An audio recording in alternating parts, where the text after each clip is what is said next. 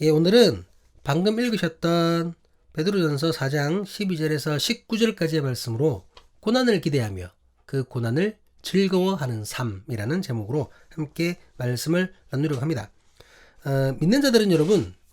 믿는 자들은 자신의 믿음으로 인해서 여러 가지 기대를 하게 될 겁니다. 그렇지 않나요? 여러분 신앙생활 하시면서 예수님 믿으면서 아무런 기대 없이 그냥 아무 생각 없이 그냥 신앙생활 하는 게 아니잖아요. 나름의 각자가 믿음을 가지고 그것을 통한 기대가 있을 거라는 거죠. 여러 그리스도인들과 믿음 생활에 대해서 이제 나누다 보면 많은 이들이 좀 기대하는 것들이 있거든요. 어떤 기대를 하면 이런 기대를 하는데 그게 뭐냐면 그것은 하나님의 뜻에 따라 사랑을 실천하면 그리고 그렇게 실천하면서 살면 이 땅에서 큰 고통 받지 않고 평화롭게 살 수 있어야 한다는 거죠. 쉽게 말해서 뭔 말입니까, 여러분? 신앙생활 잘하면 복 받고 싶다라는 겁니다. 어디서? 이 땅에서. 쉽게 말해서 믿음 생활 잘하면 이 땅에서 잘 먹고 잘 살고 싶다. 그런 기대들을 하고 있더라는 거죠. 믿음의 사람들이. 다른 그리스도인들보다 자기가 더 성공하기를 기대합니다. 다른 그리스도인도 있는데 내 신앙이 더 좋아서 내가 이 땅에서 더 열심히 봉사해서 헌금 많이 해서 내 사업이 더 잘 되기를 이런 기대를 하더라는 거죠.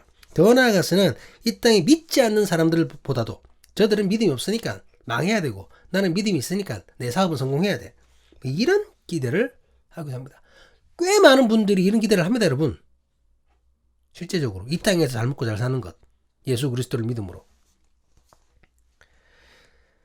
그런데 여러분, 문제는 이런 기대가 지나쳐서 기대를 넘어 예수 그리스도를 믿는 목적 자체가 이 세상에서 평안한 삶, 이 땅에서 성공을 위한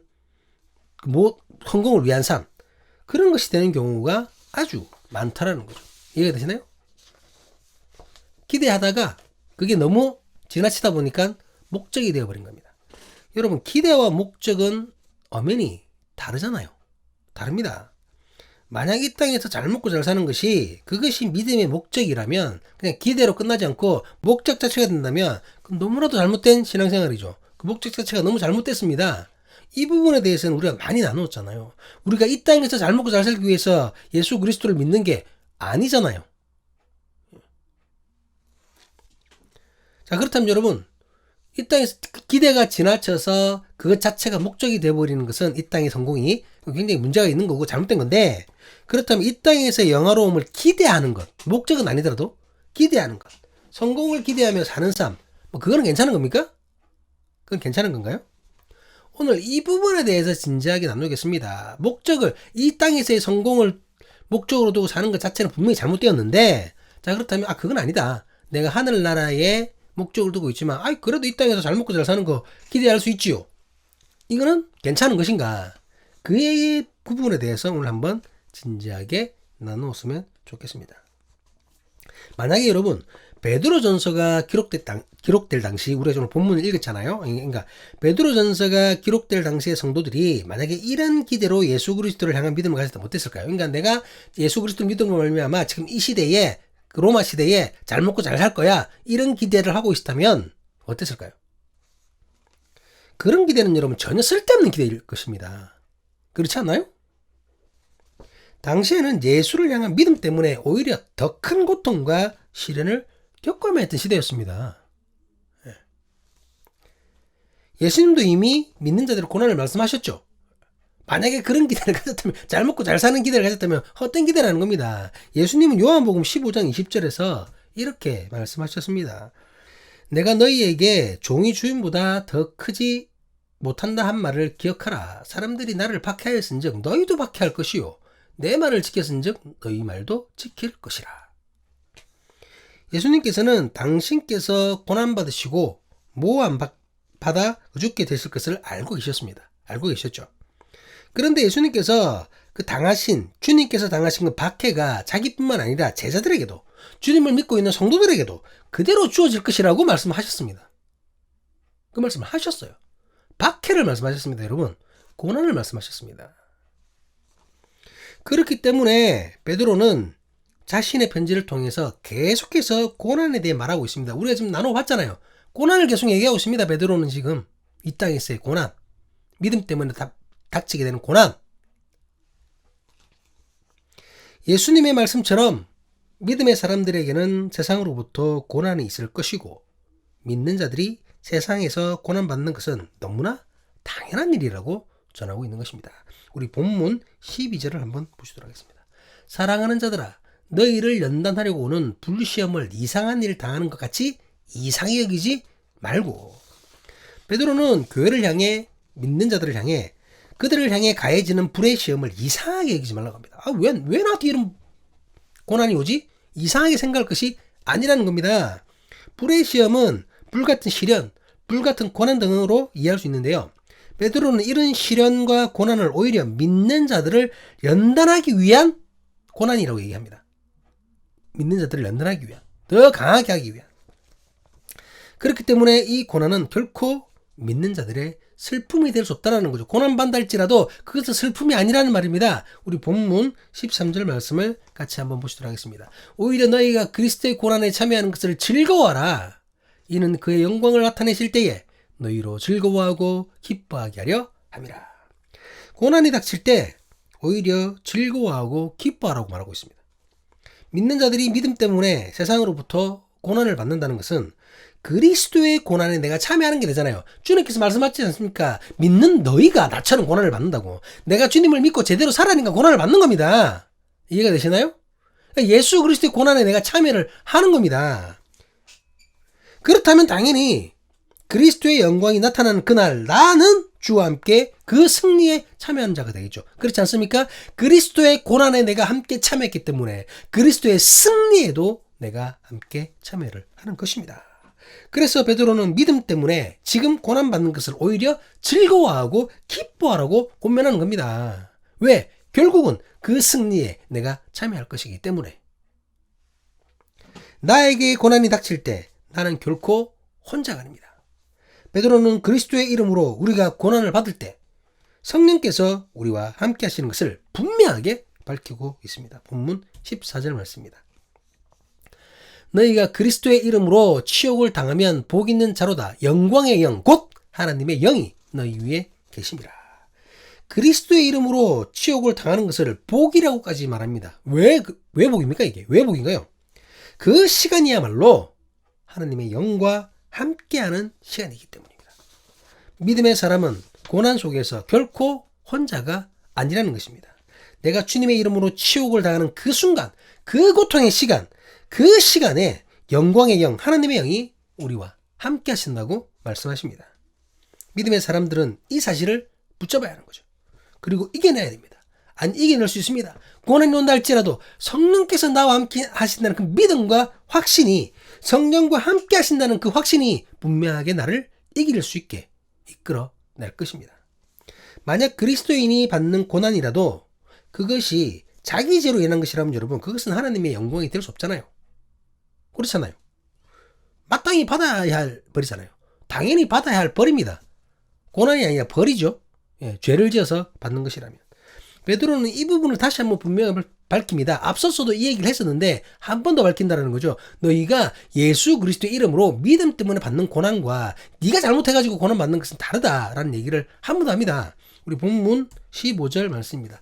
너희 중에 누구든지 살인이나 도둑질이나 악행이나 남의 일을 간섭하는 자로 그러다가 고난을 받지 말려니와, 벌 받지 말라는 얘기죠.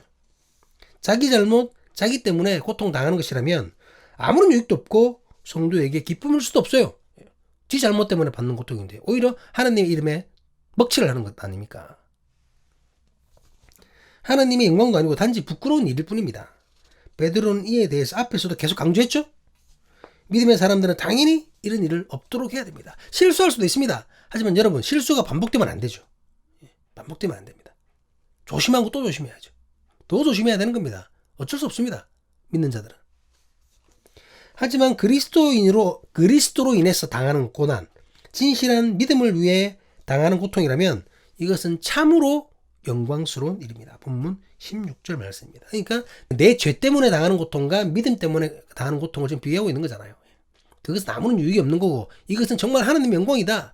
만일 그리스도인으로 고난을 받으면 부끄러워하지 말고 도리어 그 이름으로 하나님께 영광을 돌리라. 어떤 상황에서건 여러분, 고난과 고통은 부끄러움을 느끼게 합니다. 그렇잖아요. 다른 사람들 앞에서 내가 고난받거나 뭐 고통당하면 뭐 부끄럽겠죠. 그게 어떤 상황이든. 그렇기 때문에 일부러 고난받고 고통당하기를 원하는 사람은 없어요. 예, 뭐 이상한 사람이 아닌 이상은 없습니다. 하지만 베드로는 그리스도인으로 고난받는 것에 대해서 결코 부끄러워할 것이 아니라고 가르칩니다. 부끄러워하지 말라는 거죠. 예수 그리스도의 이름으로 너희들의 믿음 때문에 당하는 고난 부끄러워하지 말아라. 부끄러운 일이 아니다. 내 믿음을 지키기 위해 하나님의 뜻을 따르기 위해 노력하였습니다. 그런 나에게 주어지는 세상의 핍박은 그야말로 하나님의 영광이며 성도의 축복이라는 거죠. 우리에게는 훈장과도 같은 겁니다, 여러분. 믿음의 훈장. 베드로는 하나님의 날 심판의 때를 상기시킵니다. 본문 17절 말씀입니다. 하나님의 집에 심판을 시작할 때가 되었나니 만일 우리에게 먼저 하면 하나님의 복음을 순종하지 아니하는 자들의 그 마지막은 어떠하며. 여러분, 구원과 심판은 반대의 개념이 아닙니다. 그렇잖아요. 반대의 개념이 아니잖아요. 심판은 법적인 절차죠. 재판하는 거잖아요. 법적인 절차이고 구원은 그 법적인 절차의 결과 중에 하나죠. 예. 너는 구원 땅땅땅, 예. 너는 죽음 땅땅땅. 예. 반대의 개념이 아니라는 겁니다. 심판의 결과로 그 결과 중에 하나가 구원이라는 거죠. 그렇기에 구원과 심판에 시간적 갭이 있는 것은 아닙니다. 예. 뭐 심판이 있은 다음에 한참 뒤에 구원이 이루어지고 이런 게 아니라는 거죠. 믿음과 불신을 근거로 심판이라는 법적 행위로 인해 믿는 자에게 구원이라는 결과가 바로 동시에 이어지는 겁니다, 여러분. 동시적이거나 이어서 곧바로 그렇게 이루어지는 거예요. 본문의 하나님의 집은 교회를 가리키는 것입니다. 그러니까 마지막 때 하나님의 심판은 교회에서부터 시작된다는 거죠. 하지만 여러분, 믿는 자에게 있어서 심판은 멸망을 위한 게 아니잖아요. 예. 그러니까 심판이라는 내가 믿는 사람인데 왜 심판을 받죠? 심판을 받죠. 근데 그 심판의 결과는 우리는 구원이지 않습니까? 우리에게는 멸망이 아니지 않습니까? 이해가 되시죠? 세상으로부터의 그 고난을 이기고 나의 믿음을 지켜낸다면, 그렇게 나를 지키고 성결함으로 주님 앞에 나아간다면 우리에게 심판이 있어도 우리에게 심판이 있지만 그 심판은 우리의 구원을 확정하는 가정일 뿐이라는 겁니다. 이해가 되시죠? 우린 당당하니까 믿음으로. 하지만 불신자에게 심판은 그렇지 않죠. 그 불신자에게는 심판이라는 말이 이제 무서운 말이지 않습니까? 예수 그리스도를 믿지 않는 그들에게 심판은 오직 멸망과 죽음이라는 결과만 가져다 줄 뿐입니다. 어쨌든 그 결과가 구원이든 죽음이든 하나님의 심판은 아무도 피할 수가 없죠. 교회에서부터 그 심판은 시작되고 믿지 않는 모든 자들이 결국은 그 마지막 때에 심판을 얻게 될 것입니다. 하지만 믿음 있는 우리에게는 그 심판은 구원에 이르는 과정일 뿐이라는 거죠. 베드로는 믿는 자들의 구원이 그냥 이루어지는 것이 아님을 강조합니다. 본문 18절입니다. 또 의인이 겨우 구원을 받으면 경건하지 아니한 자와 죄인은 어디에 서리요. 그리스도인이라고 여러분, 구원이 그냥 주어지는 게 아니잖아요. 내가 그냥 교회 다니는 사람이라고 그냥 구원이 이루어지는 게 아니라는 겁니다. 어려운 불의 시험을 통과해야만 합니다. 믿음의 연단이 있어야 된다는 거죠. 항상 구원을 얘기할 때마다 제가 강조하는 게 있지 않습니까? 구원은 순간이 아니다. 구원은 과정이다. 구원은 여정이다. 이해가 되시죠?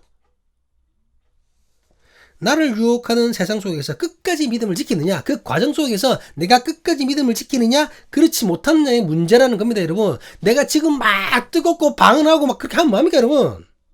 한 10년 뒤에 예수님 안 믿고 막 핍박하고 있으면 그 사람이 구원 받습니까? 아니잖아요. 지금 아무리 불같은 믿음을 가지고 있다 하더라도 막상 주님 앞에서는 그날의 나에게 그런 믿음이 없다면 내 구원의 여정은 잘못된 길을 걸었던 것이 됩니다. 이해가 되시죠? 의인의 구원도 이런데 여러분, 경건치 아니한 자들의 구원은 어떻겠습니까? 당연히 그들의 삶, 주님을 불신하던 삶에 합당한 심판을 받고 멸망당하는 것입니다. 그렇기 때문에 믿는 자들은 끝까지 믿음을 지켜야 됩니다. 끝까지. 이게 중요한 거죠. 내가 믿음 있는 것도 중요한데 그 믿음을 끝까지 지키는 것이 진짜 중요한 겁니다. 끝까지. 고난 속에서도 흔들리지 말고 주님의 십자가를 생각하며 나를 지켜야 된다는 겁니다. 내 믿음을 지켜야 된다는 겁니다. 여러분, 그게 중요합니다. 그게 중요해요. 내가 학생 때 학생회장하고 막 뜨겁게 불같이 기도했다. 여러분, 그거 하나도 중요하지 않아요. 내가 믿음을 잘 지키면 그것도 중요한 거겠지만 지금 믿음이 없으면 그거 아무것도 아니라는 겁니다. 우리 본문 19절 한번 볼까요? 그러므로 하나님의 뜻대로 고난을 받은 자들은 또한 선을 행하는 가운데에 그 영혼을 미쁘신 창조주께 의탁할지어다. 베드로는 여러분 고난 속에서도 하나님의 뜻대로 행한 것을 가르칩니다. 우리가 살아가면서 얼마나 많은 유혹이 있고 얼마나 많은 미혹이 있습니까? 내가 학창시절 때 아무리 뜨거웠다 하더라도 청년 돼서 직장인 돼서 세상 살다가 유혹받아서 하나님 떠났다. 아무것도 아니라는 겁니다. 여러분 아무것도 아니라는 거예요. 내가 고난을 받고 유혹을 받더라도 끝까지 믿음으로 선을 행하며 믿음 자체가 선이거든요. 고난 속에서도 선을 행함을 믿음을 지킴을 노력해야 한다는 겁니다. 고통 속에서도 신실한 하나님을 믿고 내 영혼을 주님께 의지하여야 한다는 겁니다. 끝까지 지켜야 한다는 거죠. 고난과 유혹과 고통이 온다 할지라도 내가 손해를 본다 할지라도 어떤 때는 믿음 지키다가 내가 바보같이 된다 할지라도 그래도 지켜야죠. 그래도 앞서 말했듯이 베드로가 살았던 1세기의 세상은 여러분 예수 그리스도를 향한 믿음을 지킨다는 것이 너무나 어려운 시대였습니다. 지금 우리는 상상할 수조차도 없어요. 기록을 통해서 생각은 하지만 모른다는 겁니다. 여러분. 알 수 없을 정도로 엄청나게 힘든 시대였습니다. 지역마다 편차가 있긴 하겠지만 여러분 믿음 때문에 생명까지도 위협받는 상황이 너무나 많았어요. 예수 그리스도를 믿는다는 것 때문에 막 죽이는 거야. 콜로세움 같은 데 막 그냥 사자 앞에 던져버리고. 그런 성도들을 향한 베드로는 고난 속에서 오히려 기뻐할 것이라고 얘기합니다. 예수님께서도 그 고난을 다 아시고 이미 말씀하셨다라는 거죠. 그러기에 고난 중에 혼자 두지 않고 보내신 성령으로 함께 하신다고 말씀하셨습니다. 성령이 함께 하신다. 무엇보다 고난 중에도 끝까지 자신의 믿음을 지킨 이들에게는 주어지는 그 놀라운 영광과 축복이 있을 거라고 상기시키는 것이죠. 주님의 영광을 나타내실 때에 그 마지막 때에 고난 속에서도 믿음을 지킨 이들로 말미암아 즐거워하고 기뻐하게 하실 것이라고 약속하시는 것입니다. 여러분 그렇다면 이건 이제 1세기 때 얘기인데 그렇다면 오늘날 상황은 어떻습니까 여러분? 오늘은 어떤가요? 현대를 살아가는 우리에게도 여러분 믿음 속에서의 딜마가 있습니다. 물론 그때처럼 그런 고난은 없죠. 믿음 때문에 무작정 죽임을 당하는 그런 경우는 없습니다만 물론 다른 나라는 또 어떨지 모르겠지만 적어도 우리나라는 그게 없어요.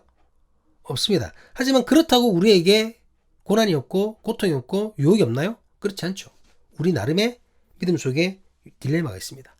하나님을 믿는데 예수 그리스도를 믿는데 예수님의 말씀을 따라 내 이웃을 사랑하며 살려고 노력하는데 그렇게 하는데 그런데 이상하게 나에게 이런저런 고난이 주어지는 거예요. 현대에도. 예수님 잘 믿으면 만사형통하고 무조건 성공해야 되는 아닌가? 앞에서 얘기했지만 이런 생각 한다라는 거죠. 자, 그런데 자꾸만 실패하고 여전히 슬픈 일이 생기게 되는 겁니다.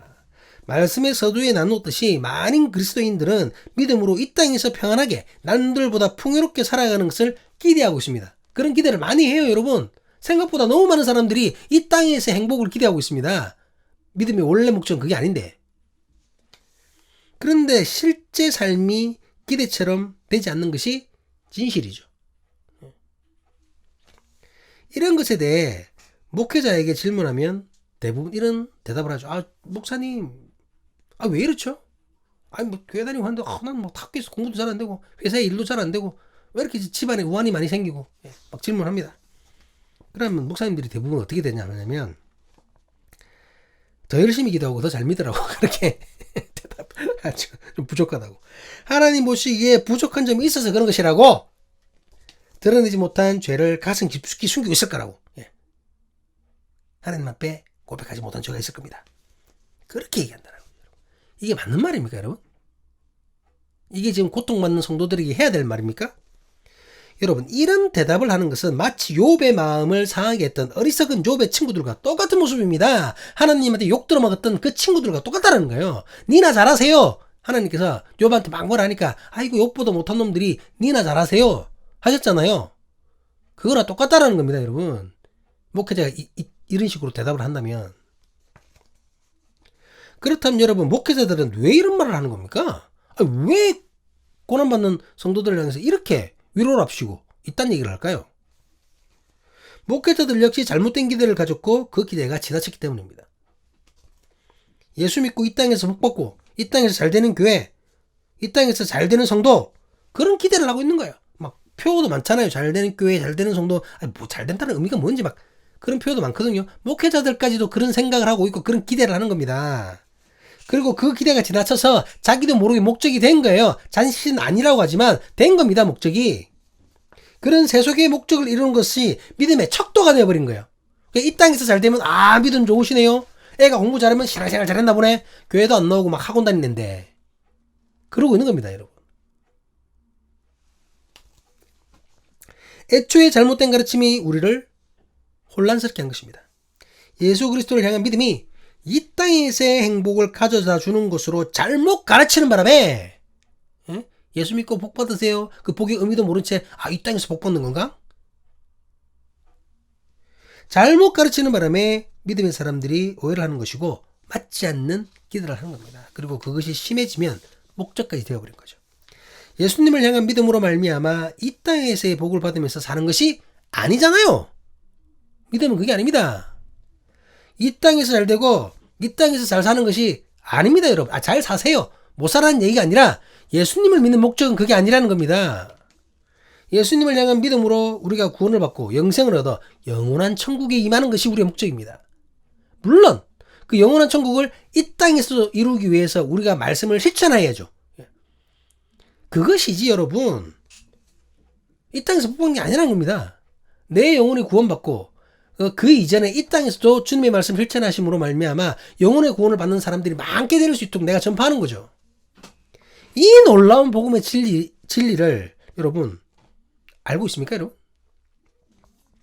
그렇기 때문에 우리가 천국이 우리를 위해서 예배된 걸 알고 있고 믿음으로 말미암아 그곳에 갈 거라는 것을 알기 때문에 그렇기 때문에 이 땅에서 고난이 와도 어려움이 닥쳐도 천국을 생각하며 그것을 극복하고 행복하게 살아갈 수 있다는 겁니다. 베드로의 말처럼 고난이 와도 즐거워하고 기뻐할 수 있다는 겁니다. 이 땅에서 내가 부자되고 우리 아들 좋은데 취직하고 그래서 즐겁고 기쁜 것이 아니라 잘 안 되고 막 망하고 실패하고 믿음 때문에 넘어져도 결국 우리를 위해 준비된 하나님의 놀라운 나라가 있기 때문에 기뻐하고 즐거워하는 겁니다. 기뻐하고 즐거워한다는 겁니다. 오늘 베드로는 분명히 말하고 있습니다. 사랑하는 자들아, 너희를 연단하려고 오는 그 불의 시험을 이상한 일을 당하는 것 같이 이상히 여기지 말고 오히려 너희가 그리스도의 고난에 참여하는 것으로 즐거워하라. 이는 그의 영광을 나타내실 때에 너희로 즐거워하고 기뻐하게 하려 함이라. 무엇을 즐거워해야 될지를 분명하게 얘기하고 있습니다. 이 세상에서 믿는 자로서 온전한 모습을 지키려고 노력하고 있다면 고난받는 것은 너무나 당연한 겁니다. 그렇잖아요. 세상의 가치관과 우리 가치관이 다른데 어떻게 충돌이 없을 수가 있습니까? 그렇기 때문에 믿음 때문에 핍박받는 것을 이상하게 여길 필요가 없다는 겁니다. 믿음 지키려다가 내가 손해보는 것 이상한 게 아니라는 겁니다. 주님께서 날 싫어하시나? 버려두셨나? 아닙니다. 당신이 믿음 생활을 잘하니까 이 세상의 가치관과 충돌돼서 고난을 받는 겁니다. 오히려 즐거워해야 합니다. 내가 세상과는 다른 목적과 가치관으로 그리스도의 고난에 참여함을 자랑스럽게 생각해야 됩니다. 고난을 이기고 끝까지 믿음을 지키는 것에 대한 영광은 주님 오시는 날, 그날에 주께서 우리를 높이시며 당당하게 나타내 주실 것입니다. 사랑하는 사람이 교회 신앙 공동체 여러분, 서론의 마지막 부분에서 이 땅에서의 영화로움을 기대하는 것, 성공을 기대하며 사는 삶은 괜찮은 것인가? 라는 질문을 했었습니다. 기억나시죠? 그러니까 이 땅에서의 성공을 목적으로 두진 않아요. 목적까지는 아니지만 당연히 나는 하늘나라의 목적이지만 그래도 이 땅에서 잘 사는 거, 이 땅에서 부자 되는 거, 예수 믿으면 부자 되던데요. 이런 얘기도 있고, 나쁜 거 아니잖아요. 잘 되게 될 것을 기대하는 것, 그 정도 나쁘지 않잖아요. 그냥 정말 나쁘지 않은 것인가, 어떤 것인가, 그런 질문을 했다라는 거죠. 어떨 것 같습니까, 여러분? 목적은 아니더라도 기대 정도는 괜찮은 걸까요? 너무나도 위험합니다. 진짜 위험합니다, 여러분. 기대하는 것 정도가 큰 문제인가? 그거 괜찮다라고 말하는 이들은 자신의 믿음을 너무 과신하고 있어요. 교만에 빠졌죠. 본인의 믿음을 너무 과신하는 겁니다. 거기다가 자기 내면 깊숙이 있는 그 욕망, 욕심, 그 욕망과 욕심의 유혹을 너무나도 가볍게 생각하고 있어요. 인간의 욕심을. 예. 그러니까 자신의 믿음을 너무 과신하고 있고 자기 내면에 있는 그 유혹을 너무 하찮게 생각했다는 거죠. 여러분, 인간은 기대하면 그 기대를 충족시키기 위한 삶을 살게 돼 있습니다. 무슨 말인지 이해되시죠? 내가 부자 되고 싶으면 여러분, 부자 되려고 노력을 한다라는 겁니다. 내가 공부 잘하고 싶으면, 뭐 진짜 게으른 애 아닌 이상은 나름 공부를 해요. 믿는 자라도 여러분 세상의 영화를 기대한다면 그것을 이루기 위한 삶을 살게 되더라는 겁니다. 조금씩 타협해 간다는, 처음부터 확 자빠지는 게 아니라 조금씩 뭐 이 정도는 괜찮겠지 하고 조금씩 타협하다가 나중에는 자기도 모르는 사이에 완전히 그냥 하나님과 등지고 세상에 가 있다는 겁니다. 굉장히 위험하다는 거죠, 이게. 그리고 무엇보다 주님의 원하심이 아니라는 겁니다. 주님은 성도의 고난을 말씀하셨습니다, 여러분. 그 고난을 믿음으로 이겨내는 당신의 자녀를 기대하셨습니다. 믿는 우리의 기대는 주님과 같아야 함을 고백합니다. 믿는 우리는 내가 믿음 때문에 고난받는 것을 기대해야 됩니다, 여러분. 내가 주님을 믿음으로 이 땅에 축복받는 것을 기대하는 것이 아니라, 뭐 부자도 될 수 있지만 그걸 기대하고 앉아있으면 안 되고, 내가 믿음을 정말 잘 지켜서 이 세상이 악하면 악할수록 충돌되어서 고난받는 그거를 기대해야 된다는 겁니다. 그렇기 때문에 이 땅을 하나님의 나라 되게 이제 전도하고 말씀 전하고 실천하고 뭐 이렇게 해야 되는 거죠. 그 고난을 주께서 약속하신 영광의 영, 하나님의 영과 함께 멋있게 이겨낼 것을 기대해야 된다는 겁니다. 그렇게 기대해야 고난 중에도 기뻐할 수 있는 것이고 고난이 와도 즐거운 것입니다. 맞지 않나요? 만약에 내가 세상 성공을 기대하고 있는데 예수님 잘 믿고 복받기를 기대하는데 만약에 그 고난이 왔다. 기뻐할 수 있습니까? 에이, 저 집사님은 잘 사는데 나는 왜 이래? 이래 안 되겠어요? 세상 즐거움을 기대하는데 고난받으면 어떻게 즐거움이 될 수가 있습니까? 안 되지요. 기대라는 것이 여러분 아무것도 아닌 게 아니라는 겁니다. 오직 믿음으로 인한 고난을 기대하며 그 고난 속에서도 주님과 함께함으로 기뻐하는 우리기를 기도합니다. 고통 속에서도 믿음을 지키는 나를 기대하며 주께서 약속하신 영광의 영과 함께 즐거워할 수 있기를 간절히 기도합니다. 주님을 믿지 않는 사람들과는 애초에 다른 기대, 애초에 다른 기쁨, 애초에 다른 즐거움으로 거룩한 하나님의 사람, 구별된 주님의 사람이 될 수 있기를 간절히 기대합니다. 주께서 원하시는 삶으로 이 땅에서부터 내 마음에 참된 천국을 이루어가는 사람이 신앙 공동체, 그것으로 말미암아 이 땅에서의 고난 속에서도 내가 즐거움 기뻐하면서 세상 사람들이 기히히 여기는, 이상하게 여기는 놀라운 믿음의 사람이 될 수 있기를 주님의 이름으로 간절히 간구합니다.